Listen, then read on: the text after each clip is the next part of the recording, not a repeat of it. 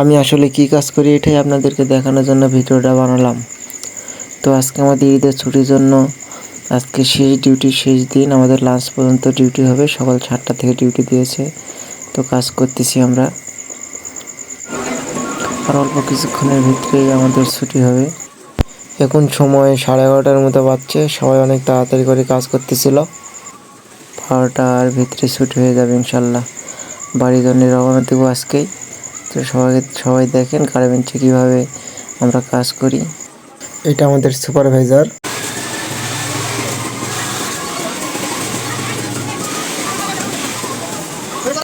তো গার্মেন্টস জীবনটা অনেক কষ্টেরই।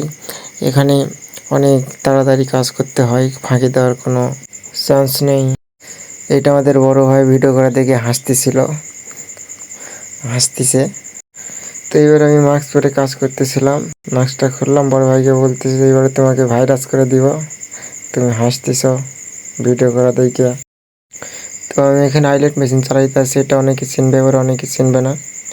তো আইলেট মেশিনটা দিয়ে এখানে যে প্যান্টের সামনে যে বাটনটা থাকে, বড় বাটন, যে ঘরের ভিতরে ঢোকানো থাকে, এটাই আসলে তৈরি করা হয়, সেই ঘরটা সেলাই করা হয়। তো এটাই আমি করতেছিলাম।